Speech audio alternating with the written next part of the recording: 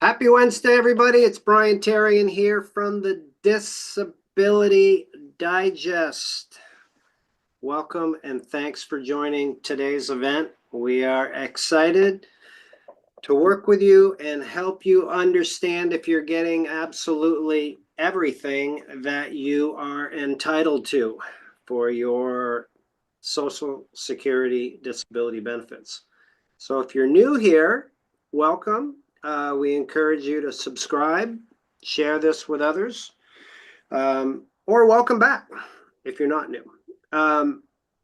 So for today, we have a special guest. Ed Weir is here with us today. You may know Ed if you've been out on the internet and have watched anything to do with like Social Security news. Ed is one of the leading experts in helping people stay informed about what is going on in the Social Security world. So I see Philip, Ed, and Nadine, your cameras are off. I'd love you to come out from behind the scenes and say hi. Hello, everybody. Hello, how y'all doing today? Great, great, good deal. So again, like I said, we're going to work on going through some topics to make sure that you're getting all the benefits that you're entitled to.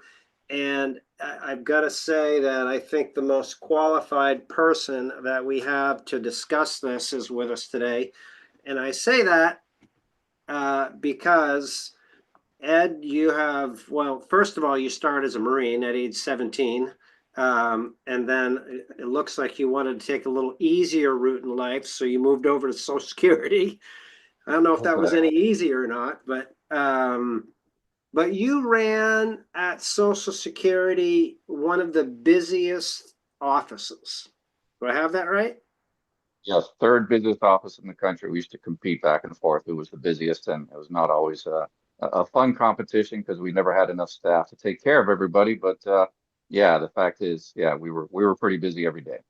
Right, right. So you went from one act of service to actually another act of service.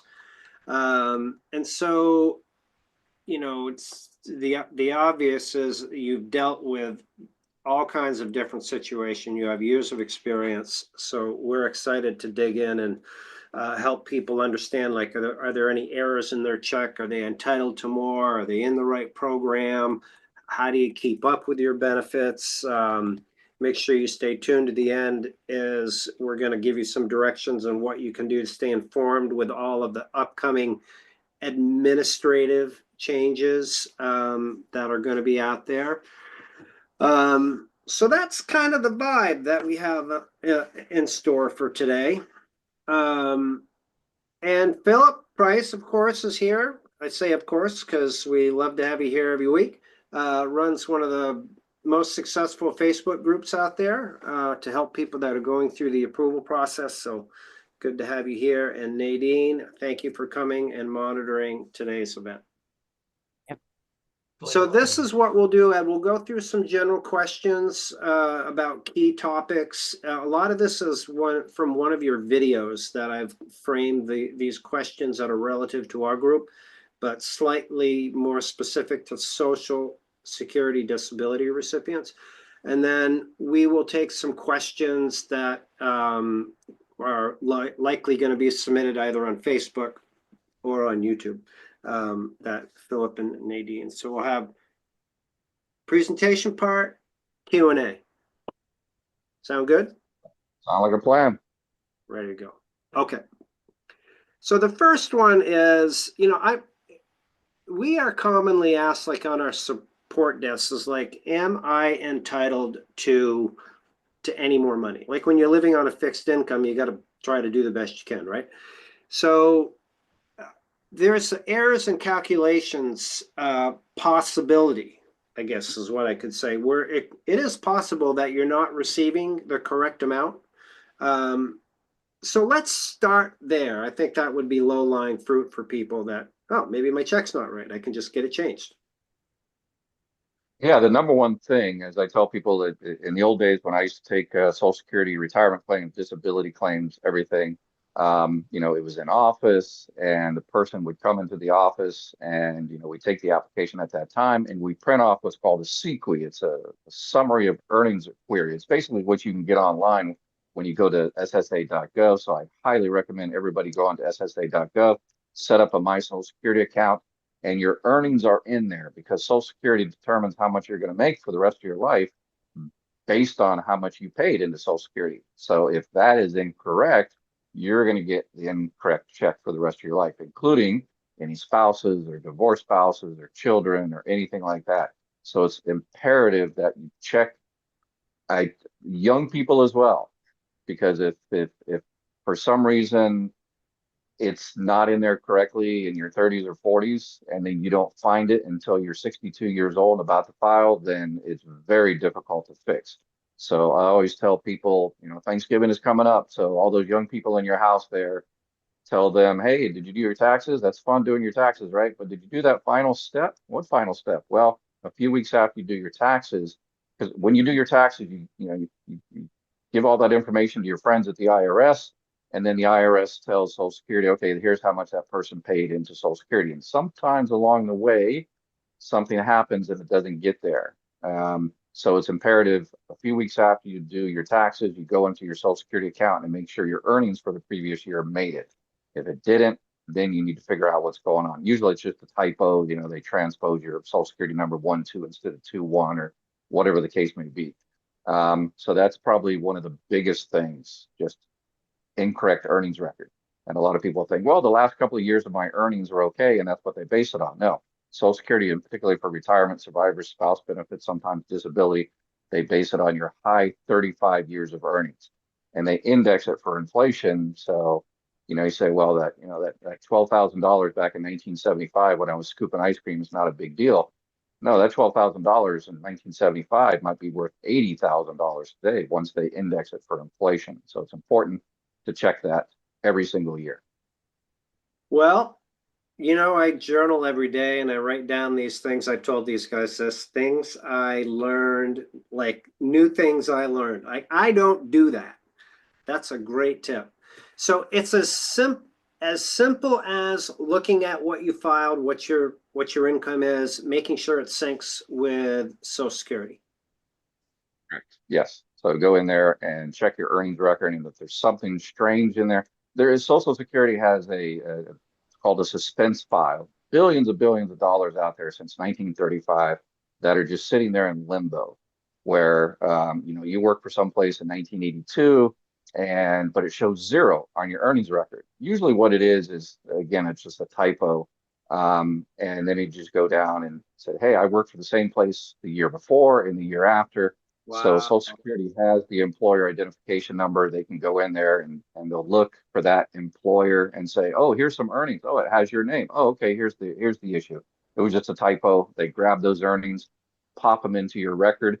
And if you've been receiving benefits for the past 5 or 10 years, and that increases your monthly benefit amount, they'll give you that back pay. So if it increases at $10 a month, then you get $120 of back pay for however many years. All right. So if you detect it, is there like a specific form to fill out, or do you know what somebody does? Yeah, if you detect that, you just reach out to Social Security and try the suspense file method first to see if it's just, in that suspense limbo file. If not, then you'll have to provide, documentation that you paid into it. A lot of people that work 1099, they say, hey, I worked that year. I made a lot of money that year, but, they worked 1099. They didn't file their taxes. They did it incorrectly. A lot of people that have a husband and wife have a business together. Accountants mess this up all the time.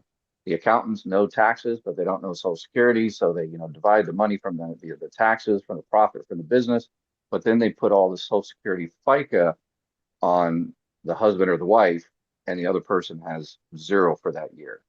That's fine if you're going to, 100% for sure you're going to stay married for the rest of your life. But if something happens later and then you go out into the world, you have no Social Security coming because you didn't pay into it. Got it. Any idea what the percentage of this is? This like a 2%, 1%? Any idea on that, Ed? Like how often this happens? Yeah, we used to get to people in my office pretty much every day wanting to correct their earnings record. And Social Security, there is this weird arbitrary, you can only go back 3 years, 3 months, and 3 days to correct those in some situation. But as you know, one of the reasons I do my live Q&A all the time is with any government bureaucracy, and particularly Social Security, there's exceptions to exceptions to exceptions, over 20,000 pages of policy. And usually, if the Social Security employee tries, they're understaffed, so it's very difficult for them to try. There's usually an exception to that type of situation where they can get it corrected, even if it's beyond the 3 years. Good. All right, I gotta ask this. This is the last one in this topic. What if you discover it's not in your favor?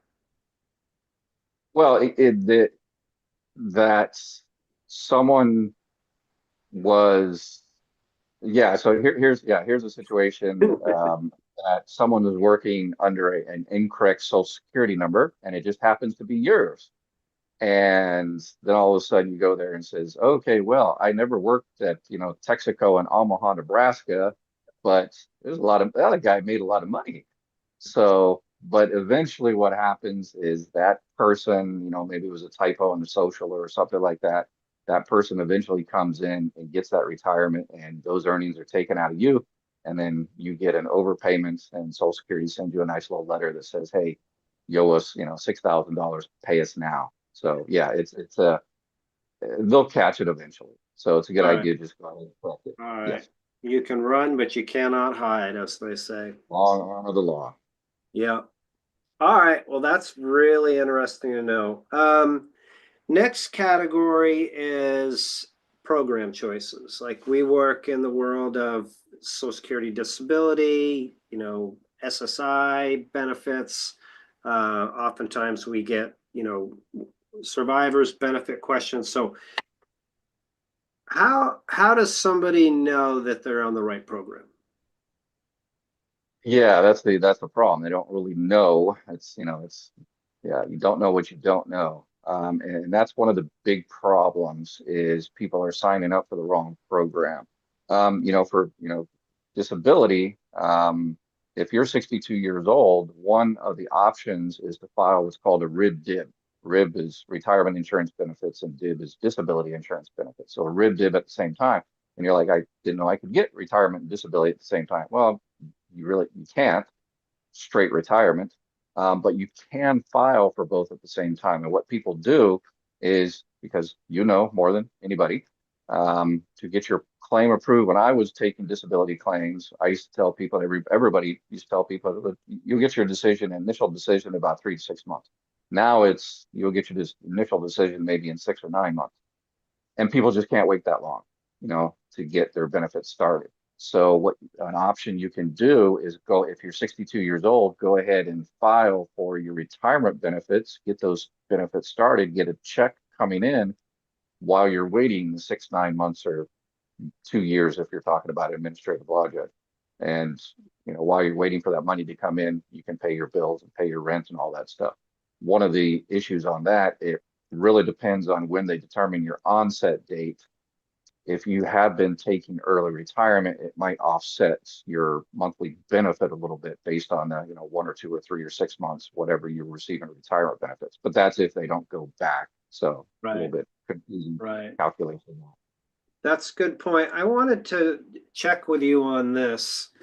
If somebody applies for their early Social Security retirement and also Social Security disability, but they don't get their Social Security disability approved, what happens?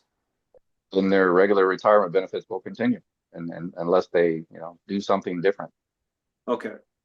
All Yeah. right. You can So there, withdraw your application if something happens. You can withdraw your application within 12 months, but it's like it never happens, and like you never applied.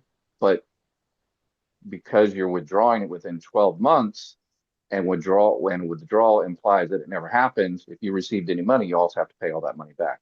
I see. So that's the tough one, because the alternative is if they could have held for age 65 or all the way to 70, of course they would receive more, right? So that's Exactly. what they have to take into consideration. What about other benefit possibilities, like the survivor's option? Is that a common situation?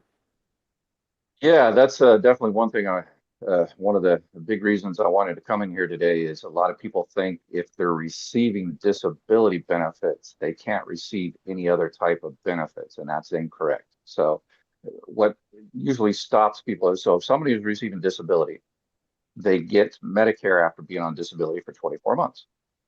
And, if they're, 50, 59, 60 years old, approaching 60, they're like, well, I can get survivor benefits, or if they're close to 62, that I can get spouse benefits on my current spouse or divorced spouse or whatever the case may be, but I don't want to get that. Sure, it's more money, but that will negate my disability benefits, which is not an issue, but because I'll be getting more money. But because I'm not getting disability, my Medicare will stop. And that's the most important thing, people are focused on, keeping their Medicare. That is incorrect. You can receive disability benefits and survivor benefits. You can receive disability and spouse benefits. You can receive disability benefits and independently entitled divorce spouse benefits or divorce spouse benefits. And because you have disability, so you're basically going to have disability, let's say $1,000, and then you get survivor benefits, another $300 or $400 or $500 on top of that. So you'll continue to get your $1,000 of disability, and then get your $300 or $400 or $500 of survivor benefits or spouse benefits on top of that. And because your disability is continuing, your Medicare will continue as well. So I guarantee you, there's tens, hundreds of millions of dollars of money being lost out there because people are scared to, go out there and get those extra benefits.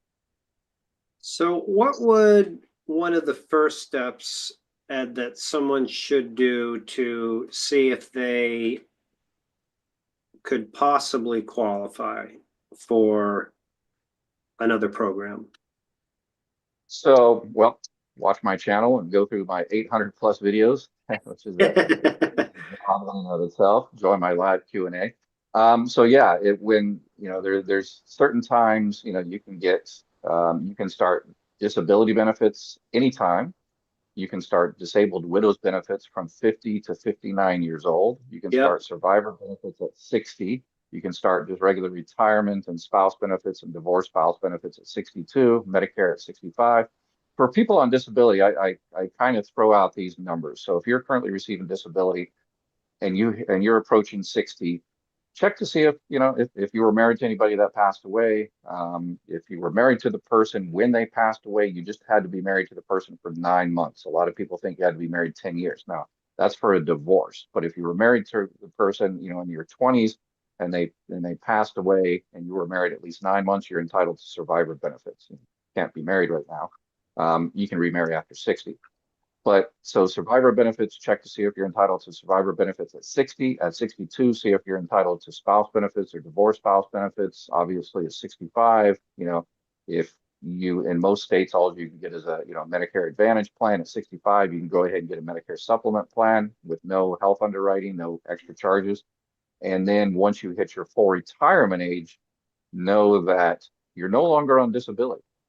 You may still be disabled, but Social Security basically stops taking your money out of the Social Security Disability Trust Fund and starts taking out the regular retirement trust fund. It's just a bureaucratic thing, but the benefit is you no longer have work restrictions. You no longer have those fund CDRs, the continuing disability reviews. Social Security doesn't care what you do anymore. Once you hit your full retirement age, you can make $1 billion a month, and Social Security doesn't care.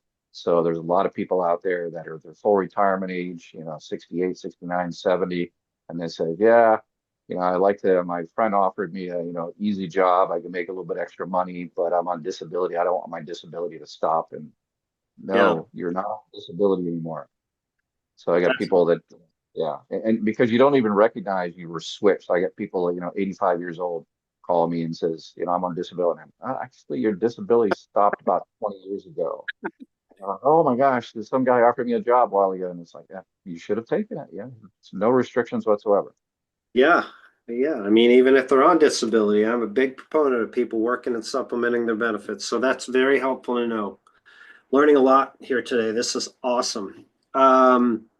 Let's move on to a similar type topic with life changes, right? There's some things that trigger other benefits, like in the world that we live in. If somebody is a disability recipient and they have children under 18, that's one we're familiar with, but I'm sure there's others that we'd love to hear about. Yeah, that's the big one is if you're on disability benefits, Social Security often, not often, sometimes they drop the ball on this one. Is particularly, so you file for disability benefits and part of the application, they ask you if you have any children under the age of 18 or became disabled before the age of 22. And, they put the name in there. They don't take a claim for those children. And a lot of people think that, well, yeah, I mentioned my children in my disability application, and therefore, everything was done. No, that's just there's one screen in MCS, the modernized claims system. The internal Social Security system based on Fortran and COBOL from the 1970s. But anyway, um, you just got the children's name in there, and that's it. So that means really nothing. Um, and what happens is 6 months later, 9 months later, 2 years later, when you're actually approved, they start your benefits and everything is good. But the children that you mentioned aren't covered. The claim isn't taken. So it's important if you do get your disability approved, or even if you get retirement benefits, if you have children under the age of 18 or disabled before the age of 22, they can get benefits. Um, Basically, they get 50% of the person's primary insurance amount, which is their amount at their full retirement age. If it's a surviving child claim, then they get 75%, up to 50% or 75%, depending on, there's a family max. There's a Yeah. maximum that can be paid out to a family. And sometimes if you got more than, one or two children, um, the the leftover money is divided by that many children. Yeah. So if somebody has a disability check of 2,000 a month, one child would get 1,000 a month, possibly, right? And then the second child would get 500 a month, um, pending that's within the family max range. That sound about right? Yeah, each child would get the same amount. So if there's only $1,000 left on the family max, then they'll just divide it by the two children, so equally. Oh, okay. For some reason I thought the oldest child received more. No, it's just split. No, that sounds like the oldest child trying to take advantage of the younger child there. Yeah. All right. Thank you for No, clarifying that. they get exactly the same. Okay. Okay. And even if one of the things a lot of people don't know about is there's called an aux child in care or surviving child in care. If you're the other parent of someone on retirement or disability benefits, and you have a child under the age of 18 or became disabled before the age of 22, then you can get benefits, child in care. There's work limitations to that, just like regular retirement, but you can continue to receive basically the same amount as the kids. Again, what happens sometimes is, the one or two kids, gets all the money left over on the family max. And if the parent also jumps in there and starts collecting benefits, then they'll just divide it by an extra person. So sometimes it's just good to go ahead and just give it to the kids. But if there's money out there in that family max and you are basically home, taking care of those children, then you're entitled to benefits as well. Okay. All right. So some of the thoughts that come to mind on this, if you adopt, right, that would add another child. Is that right? Or if you had another biological child and there was room in the family max. Correct. Okay. All right. Yeah, and you also have to kind of play around with the ages. You've got, if you're doing the child in care, it's for, children under the age of 16. Once the youngest one attains 16, then the parent doesn't receive those benefits anymore. Okay. But children receive it until they're 18 years old or until they graduate high school or 19 in a couple of months. Yeah. Yeah. Is it extended if they go to a secondary school? It used to be. There's talk out there about extending it, but yeah, I don't think that's going to happen. Yeah, Okay. many years ago, you could get it kind of like the Affordable Care Act type stuff, or with your parents' health insurance up until like 26. But yeah, they stopped that a long time ago. Okay, good to know. But remember, the children, if the children are disabled before the age of 22, those children can receive benefits on their parents' record forever. If they're disabled before 22. Yeah, So if before. somebody is a 21-year-old, they wouldn't have the work credits, but they could file on their parents' record? Correct. Yep. So they're filing on their parents' record, and but their parents have to be receiving retirement and disability. And that's one reason, some people ask me all the time, when should I start my retirement benefits? And well, one of the questions is is anybody else waiting for you to receive benefits so they can receive benefits on your record? So if you have a spouse, a current spouse that, can get some money off your record and you're waiting, then they can't get benefits until you file for yours. If you have any children, so, if you're 62 years old and you're like, well, I want to wait till my full retirement age so I get my full amount, but you've got two kids at home, one of them is 7 years old, well, you're going to be missing 11 years of benefits for that child. Sure, your monthly benefits can be reduced a little bit, but more than probably going to make up for it based on 11 years of checks for your child. Got it. Got it. Boy, we're learning lots of angles here. This is excellent. There is a lot of variables. I mean, I don't expect there's some master checklist that somebody could go through, like, right? I wish there was, yeah. Then I could go back into retirement. Yeah, that could be it right there. Yeah, it's like chase the money. That would be interesting. Um, Okay, so people just, to verify this, they just need to know. They need to understand, like you said, follow your channel, the rules, understand what triggers it, know what you're entitled to. That's the deal, right? That's one of the things that we preach to people when they start, a sickness or an injury. Understand what it looks like to get approved. Okay. All right, so this is good. Are there any like lesser known programs now that we're touching on some of these extra benefits that people may not be aware of out there? Yeah, probably the biggest one is independently entitled divorced spouse benefits. That's a mouthful. IEDS. And what it is if you are 62 years old and you start your benefit at least 62 and you start your Social Security retirement benefits and you were ever married to anybody for 10 years, again, that person is out there still alive and kicking. So you were married to that person for at least 10 years.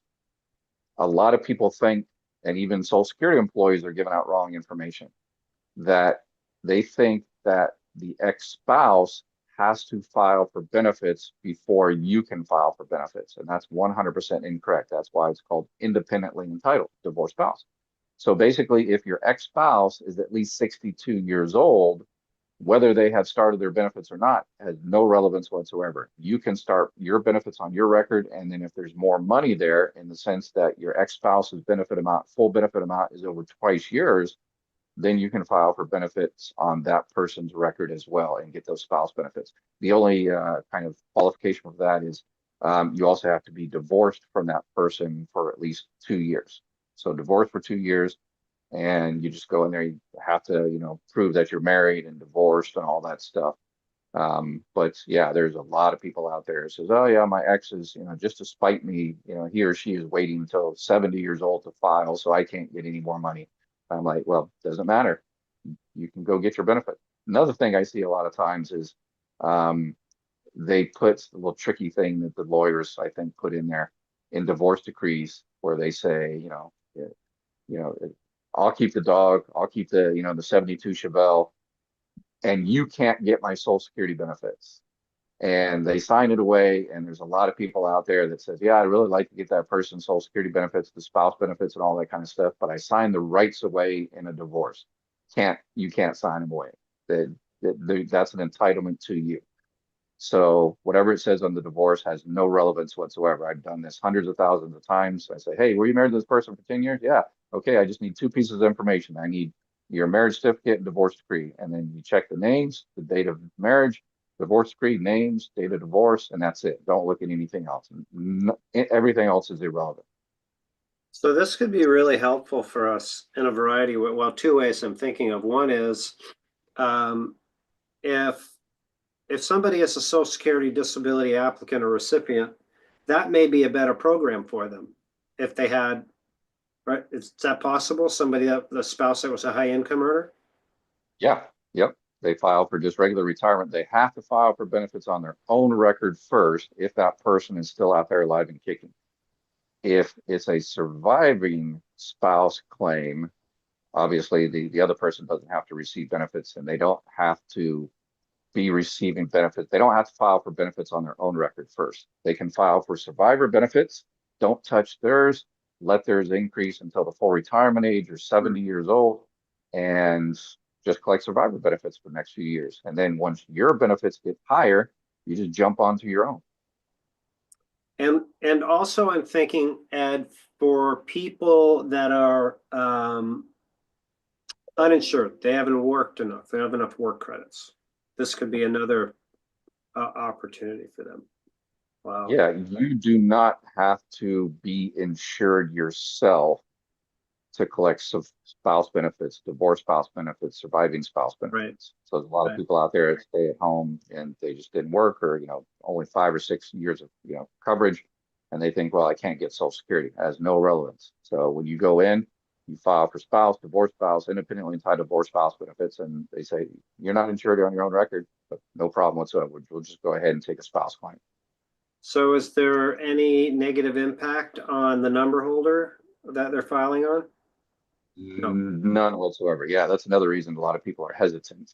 Sometimes I win this battle, sometimes I don't, where they say, well, I hate that person. I don't want anything from them. And they've remarried and they got kids and, more power to them. I don't want to, well, number one, they'll never know.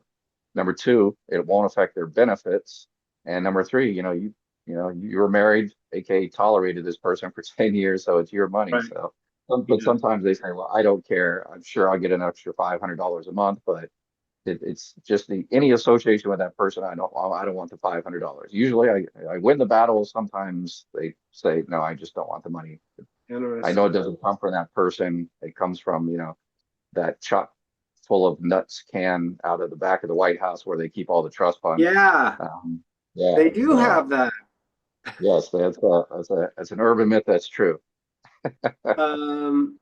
Is there like a general range of what one could expect? So let's say the number holder has a $2,000 a month like check, right? And somebody files on that.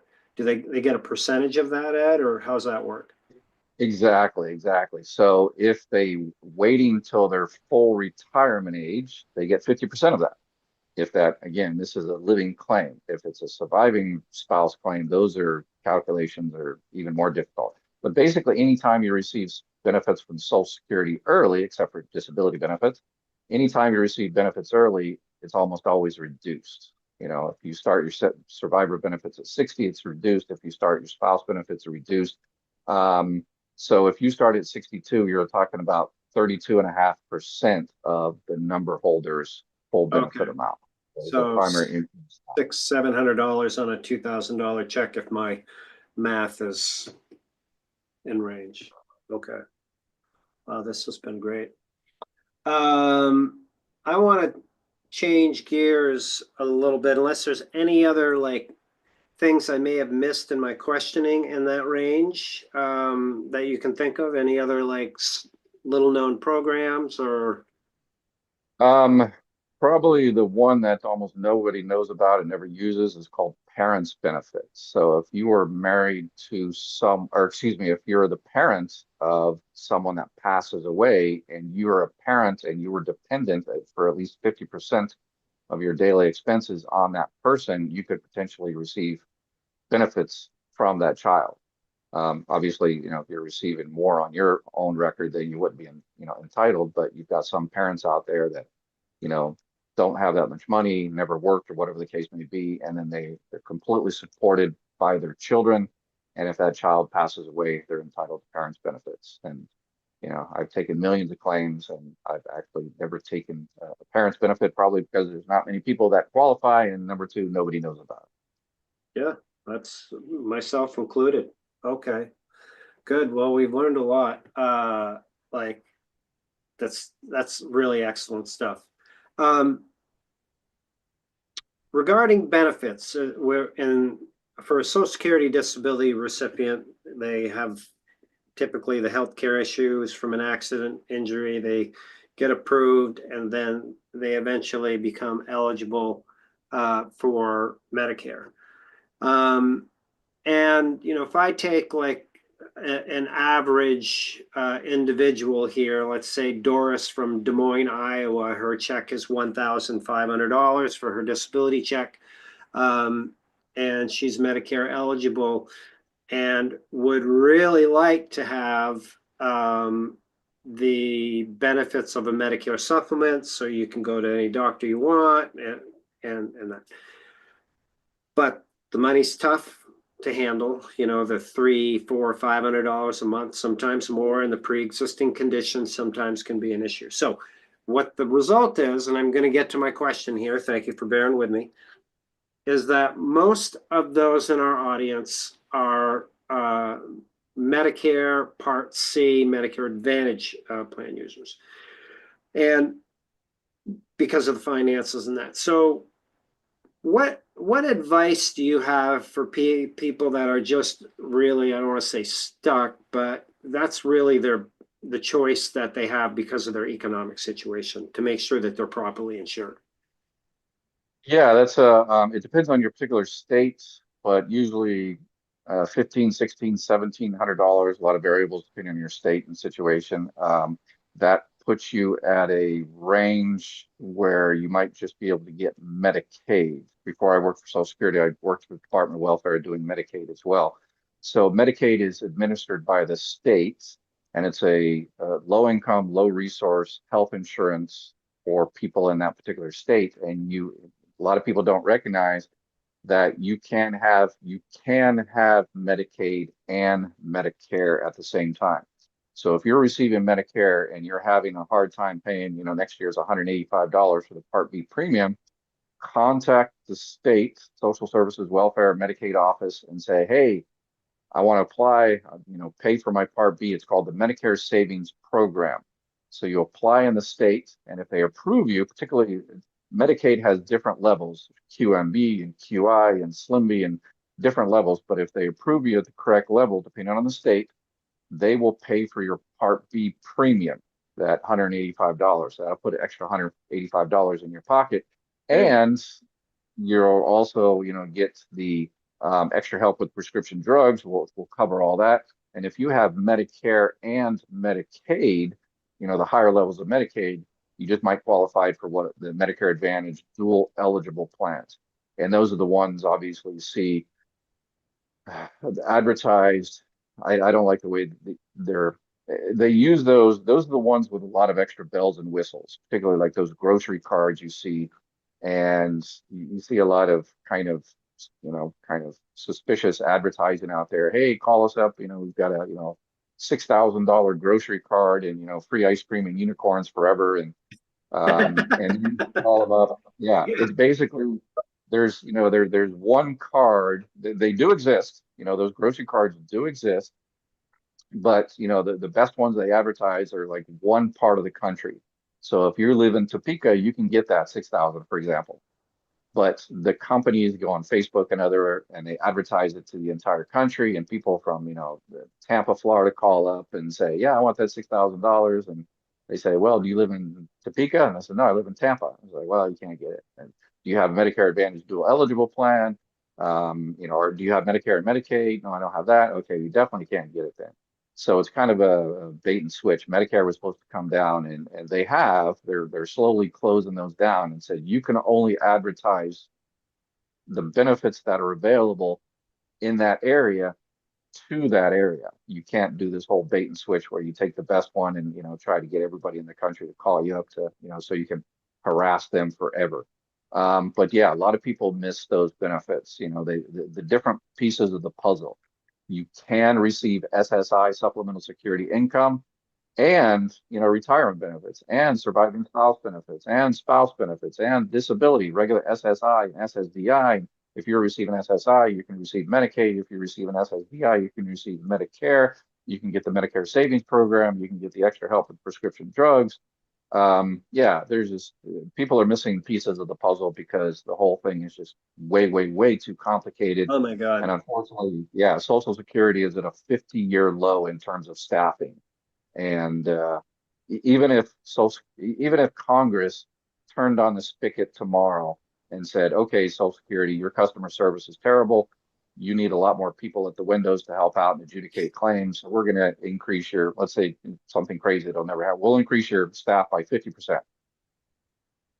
The Social Security service, customer service will get worse for about a year or more before it gets better, because all those 50% of new people have to be trained, and that takes staffing from other places to get those people trained, because it takes about a good year or 2 years to learn Social Security. That's one of my problems with, these people out there that, that want to give these seminars on Social Security and everything. That's, take a 2-day course on everything Social Security and expect to learn the 20,000 pages in 2 days. So it's very difficult. So y'all do a great job in terms of, focusing on disability and helping out disability. I've seen great reviews from y'all. So that's why I'm here talking to y'all, because y'all are doing it right. Well, thank you. And I'm closing in on 2 decades of doing this, and I still learn stuff every day. So now I want to go back to the Medicare coverage, because I, as others here do, follow your work. And you put out what I felt was a really important piece of awareness for those that watched it about individuals that are on Medicare Advantage plans, Medicare Part C primarily. And if I remember correctly, there was a third-party statistic that you used where there's a percentage of people that review their plans every year.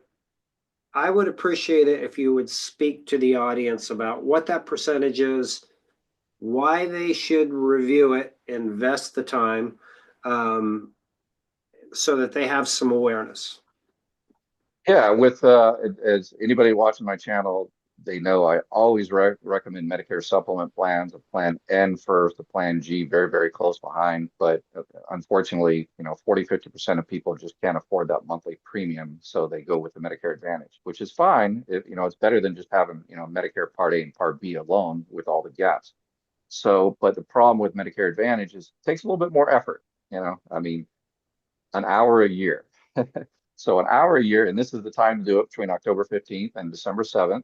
And particularly this year, next year is the most tumultuous Medicare season we've had in decades.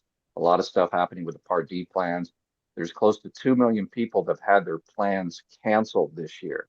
And many, many more have had it downgraded. The health insurance companies are trying to save money by canceling people if they're not making money off you, downgrading your plans. And that's what they expect. That's their kind of MO, is to, well, we can do pretty much what we want and downgrade people because only about 30% of these people check their plans. So, if the people check this plan, they'll definitely jump ship, but 70% won't. So we can downgrade it and we can still make a lot of money because most people don't check their plan. So I suggest we beat them at their own game and actually go check your plan. So if you have your friend or relative or high school buddy that is also, enrolls people in Medicare, then, reach out to that person and say, hey, I need to change my plan, and, review it. And these plans are only good for 12 months. The Medicare Advantage and the Part D plans are only good for 12 months. And people, tell me all the time, oh, I've been on this plan for, 3 years. No, you haven't. You've only been on it since January 1st. You might have the same card and the same company and still zero premium because the insurance companies aren't dumb. They're not going to jack up your premium because then you'll immediately review it. Sure. So most of the time they don't jack up your premium and they don't really, kind of they have to send you the annual notice of change, but that's difficult to kind of understand. And most people just look, oh, still zero premium, same doctor. Okay, I guess I'm good with it. But Yeah. then something happens and they go to the hospital and it's like $500 a night. And they say, well, no, I signed up for it. It was only $50 a night. Oh yeah, that was 2 years ago. That was last year. Mhm. So it's very important that you just spend that hour with someone that knows what to look for under the hood, Yep. and let's beat these companies at their own game. Yep. I know this very thing has happened to Philip. And here at the Disability Digest through the Medicare season, I say Medicare season, August, September, is we actually in these events will teach people, get out your notice of change and do that. So perhaps we can have you back at some point in time, maybe to address that very topic. And some people, I think, I don't know about you, but my take is because it's so darn confusing, people are just like, ah, I'm going to deal with it. Yeah. Yeah, too bad. And yes, and it is. That's why I always recommend, get something because, anytime you get help from anybody that, enrolls people in Medicare, it's 100% free. They can't charge. If anybody charges you for help, then you need to report them. Right. Yeah. So it's 100% free. Basically, I mean, and the thing is, you've already paid for the help. When you paid your FICA taxes for all those decades, FICA includes Social Security, the 6.2 that you pay, and then Medicare, the 1.45. So all those decades you paid into Medicare, that's where the money gets. So when you sign up for the zero premium Medicare Advantage plan, you're like, wow, how can this company give me, all this benefits for zero premium? Sure, they charge me, $100 for this and $500 for that and all the rest of stuff. But how do they make their money? Well, when you sign up, they take their cup, their begging bowl to Washington D.C. for that chock full of can nuts and out the back of the White House and say, hey, we just signed up Teresa and Topeka, give us, basically about $1,000 a month, and we'll take care of that person's medical. Yeah. So you've already paid for it. You paid it forward over the decades. So I always tell people, it's like you're retired, but you're not really retired. Now your job is to make sure you get everything that you paid into. Make sure you Mm-hmm. get your Social Security benefits that you paid into. Make sure you get your Medicare benefits that you paid into. That's now your number one job. And then go out there and Yeah. rule the world and play with the kids and spoil them and all that kind of good stuff. Sure. Yeah. And you said an hour. I think if somebody's proficient at this, they can, even if it was 3 or 4 hours, it's a lot better than overpaying for things. So just a heads up for all of the listeners out there, we're going to start taking some questions in a few minutes. But before we do, I have one other topic that I want to cover. One of the reasons why we were really excited to have you here is there's a lot of misinformation out on the internet. And I appreciate the way that you approach it and giving people the real deal. And I do have this feeling, and I attempt to, when we communicate something, as best I can, I try to reference like the CFR or other regulations or things that are going on. So it's not like, certainly I have my opinion, but I want to reference something. So here's where I'm going with this. I also feel a lot of people don't know where to go. They don't know who to trust. And of course, they're welcome to go to you. But do you have anything to add to that? Like finding a trusted resource, knowing who to trust, Yeah, the Social Security Administration is the final arbiter in terms of the policy.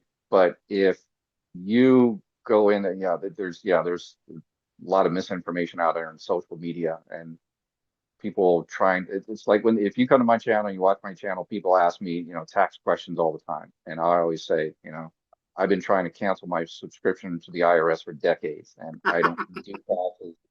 So I can't help you on anything taxes. So I stay in my lane. That's the important part. I know Social Security, I know Medicare, I know Medicaid, I know a little bit about veterans benefits, but not enough to, give a detailed, kind of exposition of veterans benefits. So it's important to stay in your lane. But unfortunately, a lot of social media people out there, try to get the exposure, whatever the case may be. But if you go to Social Security Administration, and it's important to know if you're going in there without an appointment, and most places, if you're actually filing, you can only set an appointment 99% of the time if you're actually filing a claim. If you just want to go in there and ask questions, you just have to go in there, without an appointment. And when you do, you're talking to what's called a customer service representative. Those are the first line. And they are generalists. They are not experts in disability or retirement or survivor benefits or Medicare or anything like that. They're generalists. They do an awesome job. They're the hardest working people at Social Security. They're the least paid. But they, sometimes, unfortunately, particularly now when they're completely understaffed and there's new people coming in, some offices are kind of desperate and they're hire somebody off the street, teach them a few things, send them at the front window, and they go out there and, cause, havoc and, anarchy. So if you think you know more than the person on the other side of the window, and you say, like, the independently entitled divorced spouse, I've said during my live Q&A, hey, you're entitled to independently entitled divorced spouse, and they go to the Social Security Administration, and the person says, no, your ex has to be filing for benefits now. And I'm like, okay, all right. So I've got a reference available, and I put it in my chat, and I said, okay, here, go down there and, print this reference off and go down there and show it to them next time. And they go down and show it to them. And then the person, leaves the desk and disappears for about 10 minutes and then comes back with a sheepish look on their face and say, oh, okay, all right, let's go ahead and get you set up here. So don't take Social Security all the time as kind of gospel. They're doing an outstanding job. Be polite, be nice. That always goes a long way. But be stern. Say, no, I understand what you're saying, but I have heard different. But make sure where you hear it is a reputable source. The stimulus checks are the big nightmare. Everybody, there's stimulus checks. The Social Security had to do one where they put it on their website. No, there's not a $600.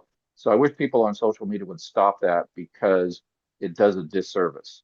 So when people were talking, a lot of people on social media picked up that $600 stimulus check, and then I experienced this firsthand.